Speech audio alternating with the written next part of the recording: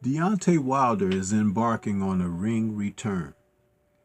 And according to the former heavyweight champion, it is going to be a pain-free return to the ring for him on Friday, June 27th, when he takes on Tyrell Anthony Herndon. Let's talk about Deontay. He's been away for a while, and he's excited to return.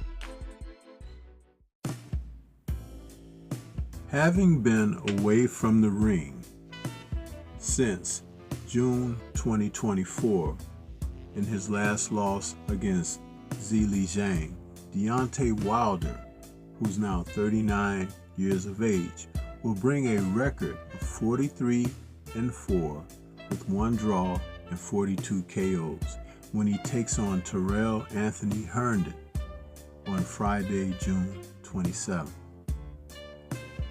Deontay's time away from the ring has given us time to think about what we miss about the former heavyweight champion. The WBC titleist has been dealing with a lot of issues outside of the ring, including physical ailments that he says now, after having operations and setting time for his body to rest, he's ready to return.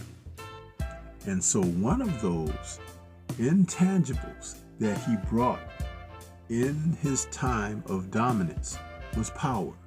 The right hand power that Deontay would utilize in his matches would always put opponents on their heels, if not on their backs, because Deontay could deliver this powerful punch like no one else amongst his colleagues in heavyweight boxing of present time. His trilogy against Tyson Fury will go down in history as one of the most weird circumstances and action-packed, as these men who were rivals that tantalized fans with knockdowns and knockouts. These two men fought with the type of ebb and flow, back and forth, that people really signed up for. There was KO drama throughout the series. Even though the first fight ended in a draw, many people to this day feel that Deontay stopped Fury in their first outing. And as they headed toward a rematch, we would see Fury become someone who was able to put Deontay on the canvas for the first time in his career. But born of that was something that they didn't acknowledge, and that was Deontay's perseverance. Because just like when Fury got up from the knockdown against Deontay in their first fight, Deontay, though he was in peril in their rematch, he showed heart and he showed perseverance. That is a quality that no one had attributed to him, because they considered him a front runner with being able to knock people out.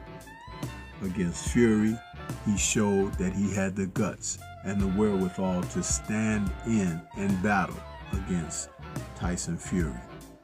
Even as they prepared for a third match that Fury was definitely trying to get away from, Wilder was able to come out and challenge Fury again. But Fury put Wilder to the task, giving us a rivalry between these two men that no one could foresee. And never forget, it was Wilder who had asked Fury to get off the sofa and to return to boxing because he felt that Fury was needed in the sport. Funny how things have changed. During the course of his career, Deontay has even considered taking on the likes of Francis Ngannou, a fighter from the UFC mixed world of martial arts, in an enticing battle that could possibly be held in Africa. I would like to see Deontay just come back and box, but a novelty act like this, he feels that he would like to have a 1-and-1. One for boxing, one for MMA with Ngannou.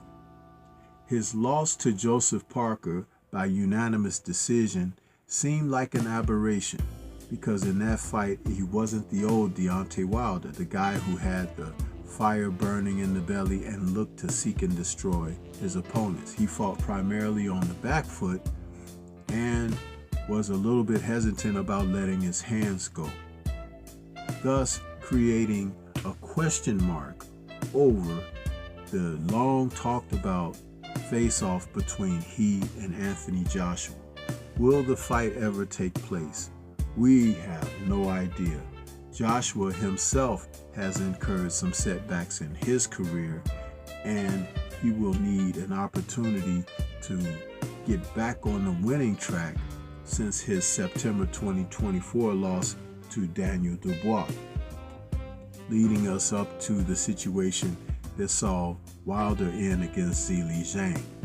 Though Zhang was able to stop Wilder, one thing can be taken into consideration about the fight that transpired.